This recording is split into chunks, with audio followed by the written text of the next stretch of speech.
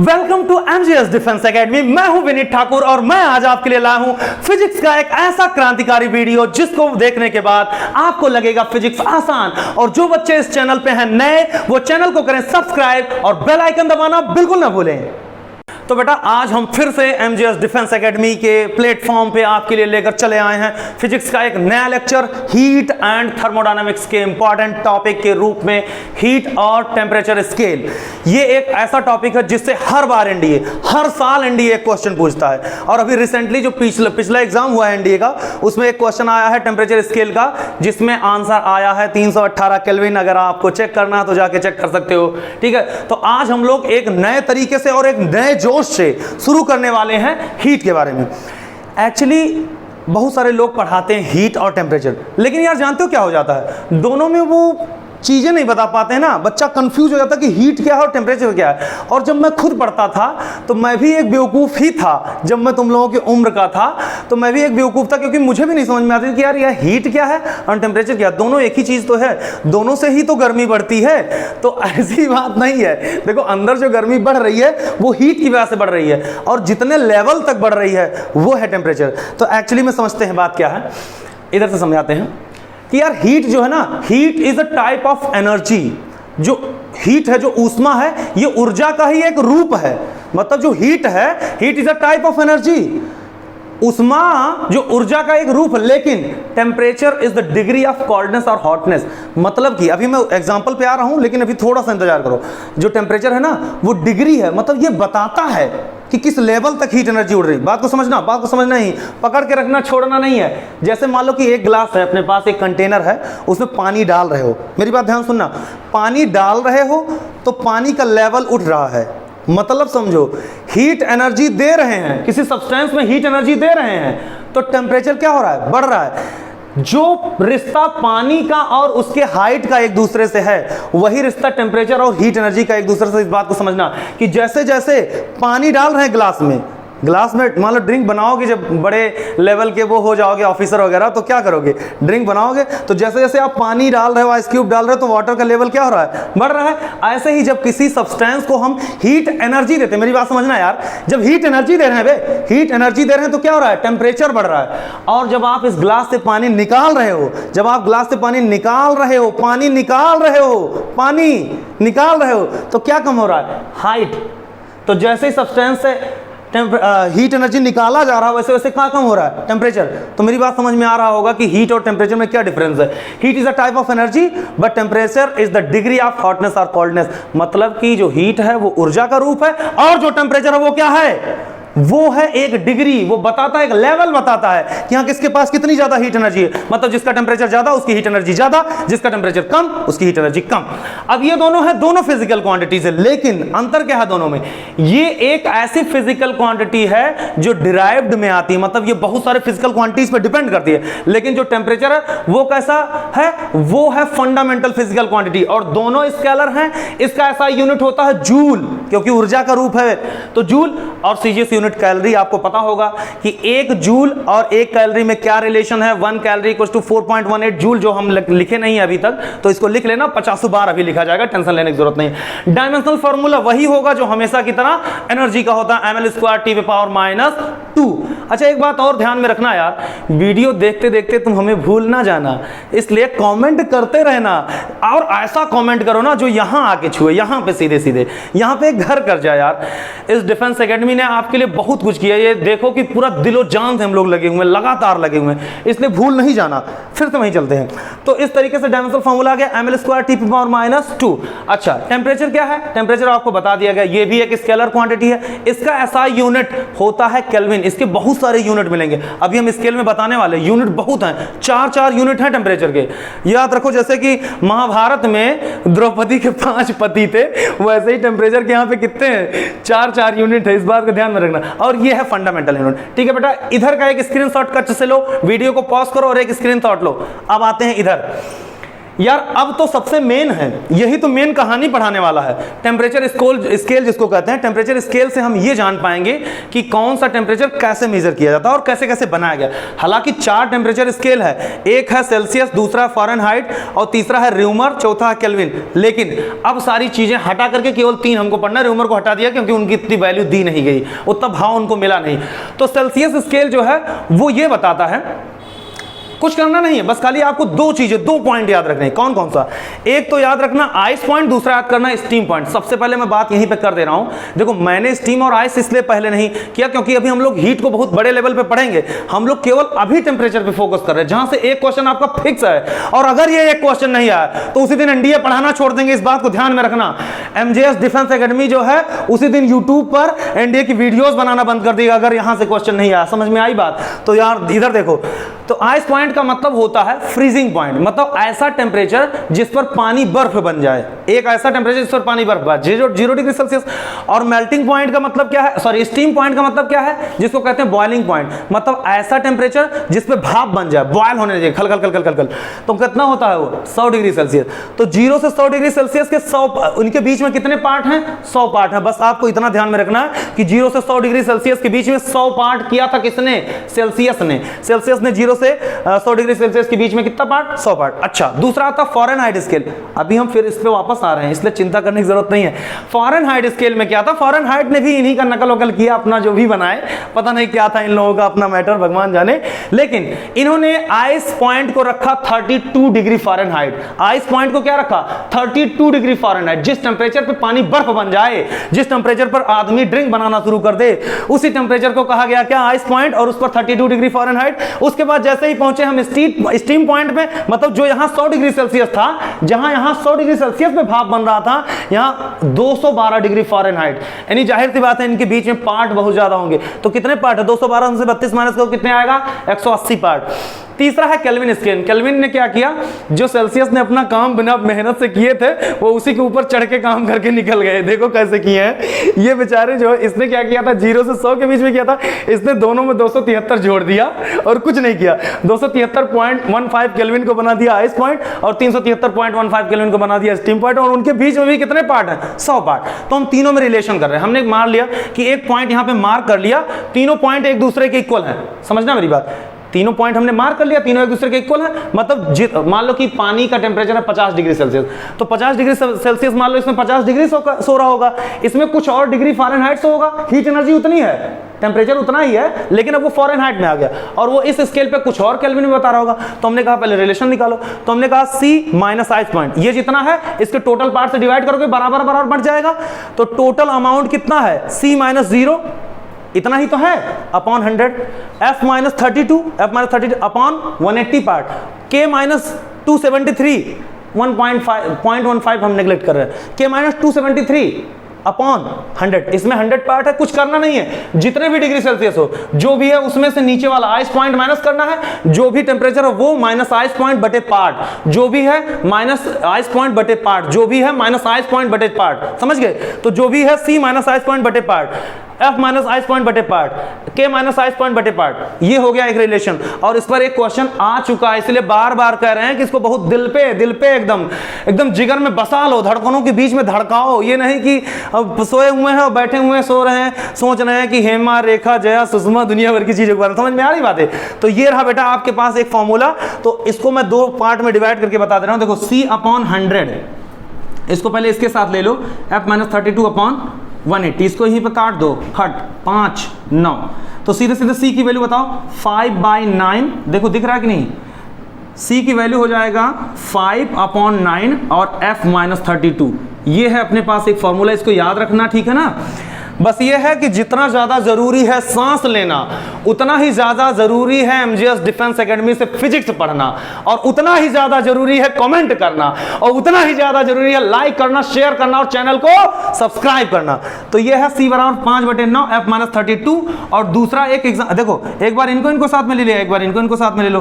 तो C minus 0 upon 100 equals to K minus 273 upon 100 से 100 मर गया। C की वैल्यू किसका आ गया? K minus 273। एक फॉर्मूला अपना यहां से मिल गया। समझ में आ रही बातें? तो फिर हो जाए एक मुलाकात एमजीएस डिफेंस एकेडमी में। लखनऊ में इंतजार रहेगा तुम लोगों का मेरे जिगर के टुकड़ों। जब आओगे हम यहां ऐसे ही तुम लोगों का तहे दिल से इंतजार करता हुआ मिलूंगा। जब भी आएंगे मिलकर पढ़ेंगे और क्या कर देंगे, आग लगा देंगे। जय महाकाल। तो बेटा उसके बाद नया टॉपिक आ गया है स्पेसिफिक हीट कैपेसिटी। एक्चुअली बात यह है कि यार हीट में जो इंपॉर्टेंट टॉपिक्स थे उसका जो है दही भल्ला हमने आपको खिला दिया। इसके पहले जो था वो टेम्परेचर स्केल था। इसके बाद जो क्वेश्चन घुमा फिरा करके पूछता है एनडीए, वो पूछता है specific heat capacity, molar heat capacity और लेटेंट हीट। लेटेंट हीट एक ऐसा टॉपिक है ना जो मां कसम ठीक से कोई पढ़ा भी नहीं पाता है और बच्चों को समझ में भी बहुत कम आता है। लेकिन बस यहां ध्यान रखना और बहुत मजा आने वाला, बहुत मजा आने वाला। बस खाली ध्यान से देखो स्पेसिफिक हीट कैपेसिटी क्या होती है। इसको समझाने के लिए सबसे पहले मैं आपके सामने रखना चाहूंगा एक आलू जैसा कोई सामान। जैसे मान लो छोटा सा एक सामान है, छोटा सा एक सब्सटेंस है जिसको हमने हीट एनर्जी दी। मान लो कि उसका अमाउंट है 10 ग्राम और तुमने हीट एनर्जी दिया, उसका टेम्परेचर कितना बढ़ेगा। और वैसे ही उसी चीज का एक है 100 ग्राम। मान लो कि 10 ग्राम पानी है और 100 ग्राम पानी है, उतना ही अमाउंट ऑफ हीट एनर्जी आपने दिया, तो किसका टेम्परेचर ज्यादा बढ़ेगा। बताओ बताओ बताओ बताओ। जिसका मास कम होगा उसका टेम्परेचर ज्यादा बढ़ेगा। इसका मतलब है कि ज्यादा मास वाले को ज्यादा हीट एनर्जी की जरूरत पड़ेगी।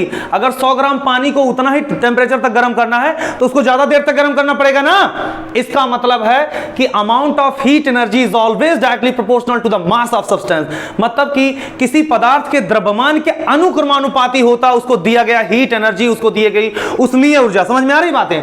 तो उष्मीय ऊर्जा जो होता है वो मास के डायरेक्टली प्रोपोर्शनल होता है। और अगर मान लो कि दो बर्तन है अपने पास, एक गिलास में रखे हो अल्कोहल और दूसरे गिलास में रखे हो पानी, और दोनों को तुमने क्या किया, same amount of heat energy दे दिया, समान मात्रा की वो ऊर्जा दे दी। तो ये बताओ किसका टेम्परेचर ज्यादा बढ़ेगा। बात को समझो और बताओ किसका टेम्परेचर ज्यादा बढ़ेगा। किसी का टेम्परेचर नहीं ज्यादा बढ़ेगा बे, दोनों का अगर same amount of heat energy दियो सेम बढ़ेगा। लेकिन अगर किसी एक को ज्यादा अमाउंट ऑफ हीट एनर्जी दोगे तो जाहिर सी बात है उसका टेम्परेचर बढ़ जाएगा। समझ में आ रही बात। इसका मतलब amount of heat energy is always directly proportional to the temperature difference. मतलब जितना अमाउंट ऑफ हीट एनर्जी दोगे टेम्परेचर भी क्या होगा, उतना तेजी से ऊपर उठेगा। मतलब जो हीट एनर्जी वो दो चीजों के डायरेक्टली प्रोपोर्शनल है। इन दोनों को मिलाने पर अपने को एक फॉर्मूला मिला, Q equals to MC delta T। MC delta T ध्यान में रखना और दूसरे जगहों पे जाने की जरूरत नहीं है। Q बराबर MC डेल्टा T। M का मतलब है मास और C का मतलब क्या है, C का मतलब है स्पेसिफिक हीट कैपेसिटी और डेल्टा T का मतलब क्या है, टेम्परेचर डिफरेंस। यहां से C की वैल्यू है Q upon M into delta T। अगर M ले लिया हमने 1 ग्राम, बात को समझना, M लिया 1 ग्राम, डेल्टा T लिया 1 डिग्री सेल्सियस, इसका मतलब C की वैल्यू क्या हो गया, Q के बराबर। इसका मतलब यह है कि अगर 1 ग्राम सब्सटेंस का टेम्परेचर 1 डिग्री सेल्सियस बढ़ाने के लिए, 1 ग्राम सब्सटेंस का टेम्परेचर 1 डिग्री सेल्सियस बढ़ाने के लिए जितना अमाउंट ऑफ हीट एनर्जी का रिक्वायर्ड है उसी को क्या कह देंगे, बोलो बोलो बोलो, उसी को कह देंगे क्या, स्पेसिफिक हीट कैपेसिटी। समझ में आ रही बात है कि नहीं। ओके यार स्पेसिफिक हीट कैपेसिटी, एक तो बस 1 मिनट एक बात करना चाहूंगा भाई। जानते हो ऐसे काम नहीं चलता बे, बहुत पढ़ना पड़ता है। समझ में आ रही बातें। कुछ पाने के लिए ना कुछ खोना पड़ता है, इसलिए यार प्लीज मेहनत से पढ़ो। माँ कसम बहुत मेहनत यहाँ भी किया जा रहा है। ये भौकाल नहीं मार रहे हैं कोई कि मतलब बस आगे वीडियो हवाई फायर करके चले गए दूसरों की तरह, कोई नहीं। बहुत जमीन से जुड़ के और जबरदस्त ढंग से वीडियो बनाया जा रहा है। समझ में आई बात। इसलिए अब हम सीरियस होके कह रहे हैं, अगर कोई गलत करता है तो याद रखना वास्तव में आपको पछतावा बाद में होगा। इसलिए बेटा प्लीज सीरियस हो जाओ बे, अब यही तो टाइम है सीरियस होने का। और लॉकडाउन चल रहा है, अब इससे ज्यादा क्या तुमको चाहिए, बताओ क्या चाहिए। तो इसलिए रोज डेली तुमको क्वेश्चन लगाना, जितना यहाँ पे बताया जा रहा है उसको बहुत सीरियस लेना है। और उसके अलावा कमेंट कर करके बताते रहना कि सर ये प्रॉब्लम आ रही वीडियो में, ये दिक्कतें हैं वीडियो में। सीरियस होकर बताओगे तो भी हम समझेंगे। समझ में आई बात। और तारीफ करना भी ना भूला करो। ये नहीं कि पढ़ाए चले जा रहे हैं सर जी ये वीडियो बनाओ वो वीडियो बनाओ। थोड़ा प्यार से बोल दोगे तो मजा आएगा बे, हमको भी पढ़ाने में मजा आएगा। समझ में आ रही बातें। तो चलो थोड़ा आगे बढ़ते हैं। तो यार अब स्पेसिफिक हीट कैपेसिटी तो समझ गए, लेकिन 3 चीजें ऐसी हैं जिनको कहते हैं कि जैसे भगवान में होता ब्रह्मा विष्णु महेश, ऐसे होता है पानी बर्फ और भाप।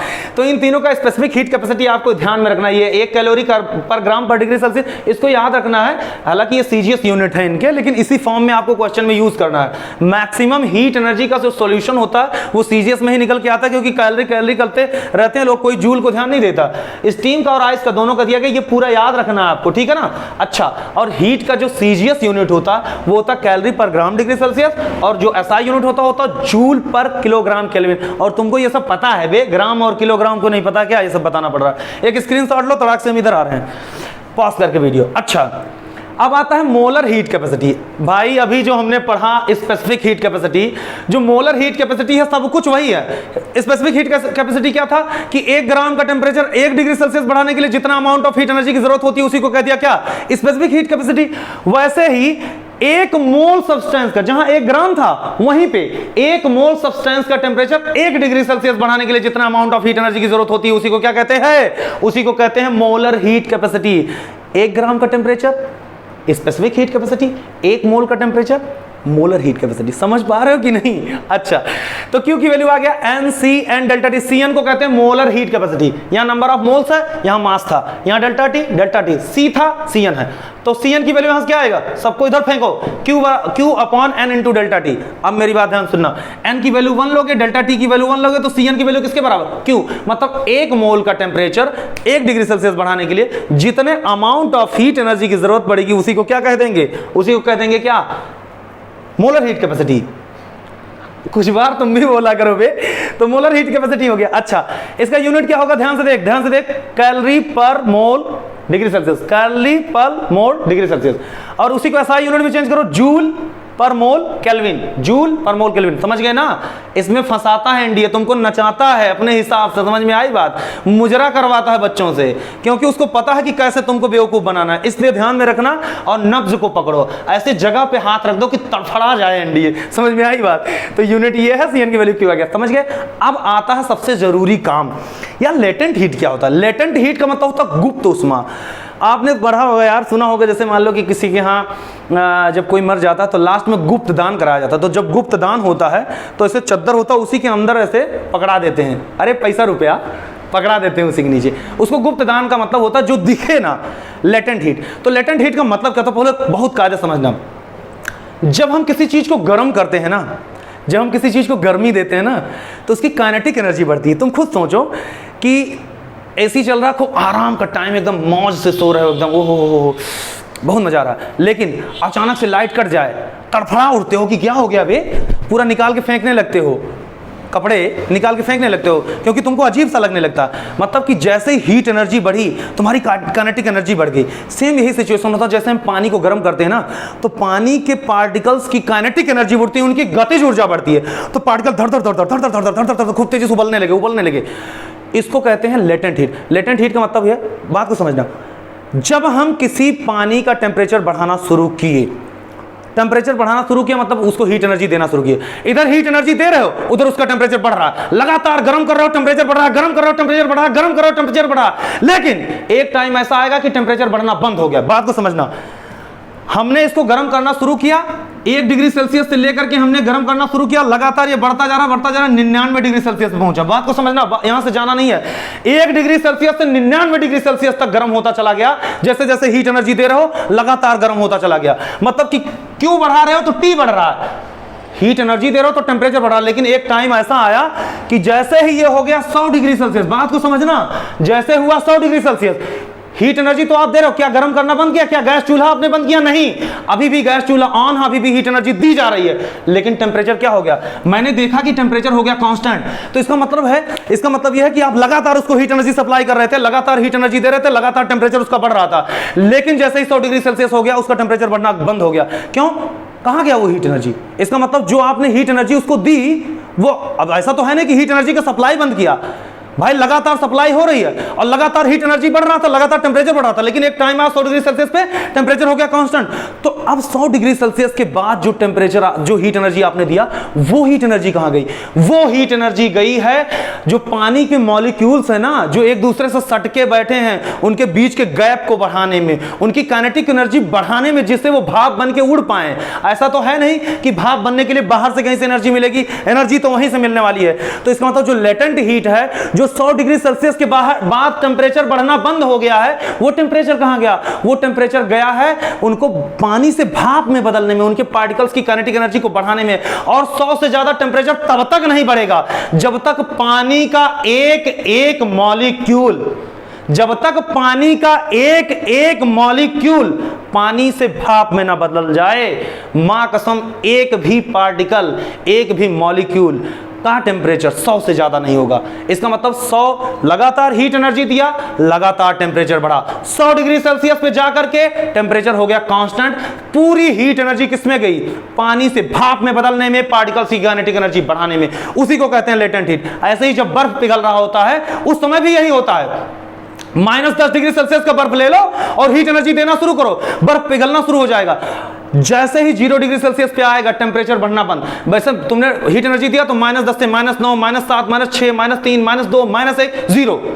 उसके बाद क्या होगा? जब तक पूरा का पूरा बर्फ पानी में नहीं बदल जाएगा ना, टेम्परेचर नहीं बदलेगा। तो यही मैं बता रहा हूं कि जब जब टेम्परेचर कांस्टेंट होता है स्टीम पॉइंट पे और आइस पॉइंट पे, मतलब फ्रीजिंग पॉइंट पे या बॉइलिंग पॉइंट पे, जब जब टेम्परेचर कांस्टेंट होता है, क्या उस समय हीट एनर्जी का सप्लाई बंद करते हो? नहीं, सप्लाई तो उस टाइम पे भी होता है, लेकिन उस टाइम पे क्या टेम्परेचर बढ़ता है? ना। इसका मतलब जो हीट एनर्जी का सप्लाई किया गया वो किस में गया? पार्टिकल्स की काइनेटिक एनर्जी बढ़ाने में। समझ में आ रही ना? जो पानी है उसको भाप में बदलने में। तो बस आज के लिए इतना काफी। अब सुनो मेरी बात, अभी थोड़ा सा और बाकी है। तो इसको कहते हैं क्या? इसको कहते हैं लेटेंट हीट, गुप्त उष्मा इसीलिए कहा गया।